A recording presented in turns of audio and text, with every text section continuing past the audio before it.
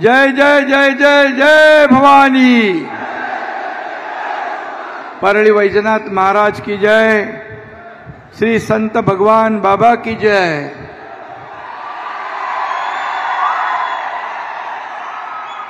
आणि सगळ्यांना जय श्रीराम। स्वर्गीय गोपीनाथ मुंडे साहेब यांच्या पवित्र स्मृतीस विनम्र अभिवादन।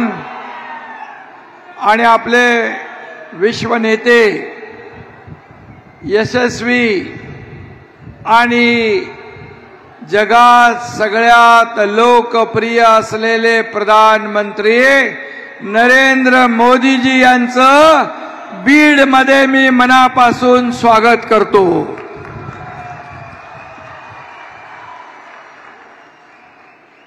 खरं म्हणजे देशभरामध्ये आज प्रचाराचं वातावरण तापलंय। राज्यातलं देखील तापमान 40च्या पुढे गेलंय आणि 4 तारखेला महाराष्ट्राचा पारा 45 पार होईल आणि देशातला 400 पार। आणि महायुतीच्या या तळपत्या विजयामध्ये विरोधकांची लंका खाक झाल्याशिवाय राहणार नाही। आणि काय होणार? तुतारीची काय होणार? पिपाणी।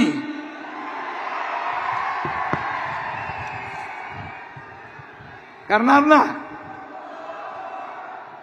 आणि आपल्या कारण देशामध्ये एकच गॅरंटी चालते, ती म्हणजे,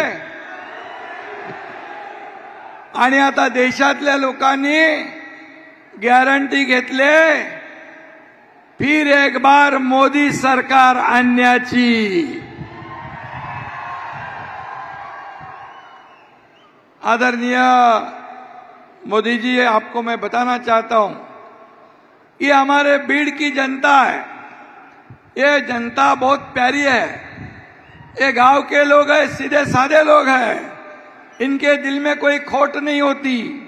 ये जनता किसी को मन से स्वीकारती है तो उनका कभी भी साथ नहीं छोड़ती। और बीड़ की जनता ने हमेशा हमारे मित्र गोपीनाथ मुंडे जी को प्रेम दिया है, उनका सम्मान किया है। और आज वो जनता का आशीर्वाद उनकी बेटी पंकजा ताई को देने के लिए आए हैं। आपका खाली हेलीकॉप्टर यहां से आ गया, आपका सिर्फ हेलीकॉप्टर आ गया तो हमारे सब बीड़ की जनता खड़ी हो गई, सिर्फ हेलीकॉप्टर आने के आवाज से ही। ये हमारे आदरणीय प्रधानमंत्री जी को भी दिल से चाहते, दिल से। और इसलिए मैं फिर एक बार ये जनता की ओर से, महाराष्ट्र की ओर से आपका तहे दिल से स्वागत करता हूं, हृदय से स्वागत करता हूं। आपको धन्यवाद भी देता हूं। बीडचे लोक काय म्हणतात?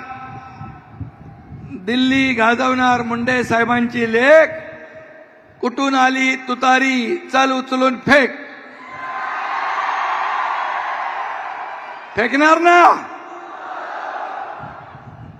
बीडच्या लोकांना माहित आहे, पंकजाताईंना मत म्हणजे आपल्या मोदीजींना मत, आणि मोदीजींना मत म्हणजे देशाच्या विकासाला मत, या विकसनशील भारत देशाला मत। आणि म्हणून मोदीजींनी आपल्या देशाचा लौकिक जगभरात वाढवला, जगभरात आपल्या देशाचा डंका पिटवलाय, जगभरात आपल्या देशाचं नाव रोशन केलंय।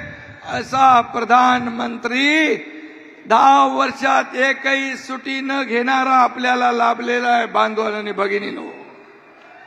पूर्ण जीवन या देश सेवेला अर्पित केलेला आपला हा प्रधानमंत्री. आणि म्हणून आपल्याला मी एवढीच सांगतो, आज संपूर्ण जग आपल्या बरोबर आहे आणि आपल्या देशातील इंडिया आघाडी पाकिस्तान बरोबर आहे. पाकिस्तानची बोली बोलू लागलेत.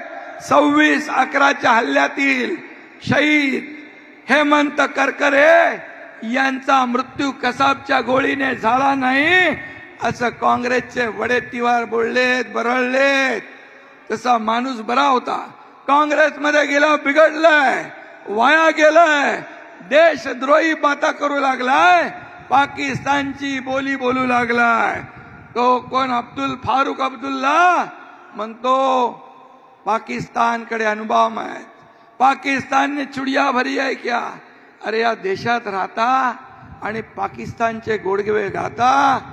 हमारे पास तो सबसे बड़ा अणुबॉम्ब यहां बैठा है.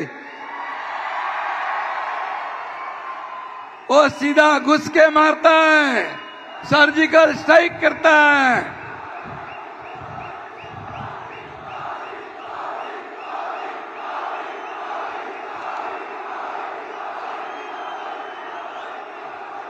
आणि म्हणून या देशामध्ये राहून पाकिस्तानची बोली बोलणारे यांना, देशद्रोह्यांना जेलमध्ये टाकलं पाहिजे, देशद्रोहाच्या कलमामध्ये. आणि म्हणून शहीदांचा अपमान, या पोलिसांचा अपमान, एनएसजी कमांडोंचा अपमान ज्यांनी केलाय त्यांना येत्या निवडणुकीत तुम्ही धडा शिकवणार ना. शहीदों का अपमान नहीं सहेगा हिंदुस्तान. आणि म्हणून मी काल म्हणालो होतो, काँग्रेस का हात पाकिस्तान के साथ. हे असं दुर्दैवी दृश्य आपल्याकडे पाहायला मिळतंय. आणि म्हणून मी आपल्याला एवढंच सांगतो, तुम्हाला मोदीजींना विरोध करायचा असेल तर खुशाल करा, पण त्यासाठी घाणीमध्ये चिखलामध्ये लोळू नका. आपल्याकडे एक म्हण आहे ना, बेडकाला सोन्याच्या विटेवर जरी बसवलं तरी तो कुठे उडी मारतो, चिखलातच, नाल्यातच. तशी या विरोधकांची अवस्था झालेली आहे. आणि म्हणून काँग्रेसवाल्यांना थोडी जनाची नाही तर मनाची तरी लाज वाटली पाहिजे. कारण मोदीजींनी आवाज दिल्यानंतर 60 कोटी जनता आपले डीपी बदलते, 60 कोटी जनता आपल्या घरावर तिरंगा फडकवते. हे मोदीजींचं काम आहे. आणि म्हणून अशा कर्तृत्ववान मोदींना हरवण्याची भाषा हे चिरकुट लोक करतात. आणि म्हणून बुडाला जळतंय आणि डोंगरावरची आग विझवायला पळतंय, अशी तुमची अवस्था आहे. पहिले आपलं घर सांभाळा. आणि म्हणून त्याला एक मन आहे, उघड्या शेजारी नागडा गेला, असं काहीतरी आहे ना, ते सगळे तसे झालेले आहेत. आणि म्हणून तुम्ही कितीही आपटा म्हणजे आदळआपट करा, आएगा तो मोदी. आणि म्हणून ही निवडणूक पंकजाताईंची किंवा तुमची आमची नाही आहे. ही निवडणूक महाराष्ट्र घडवणारी आहे, ही निवडणूक महासत्ता घडवणारी आहे. ही नरेंद्र मोदीजी विरुद्ध राहुल गांधी अशी आहे.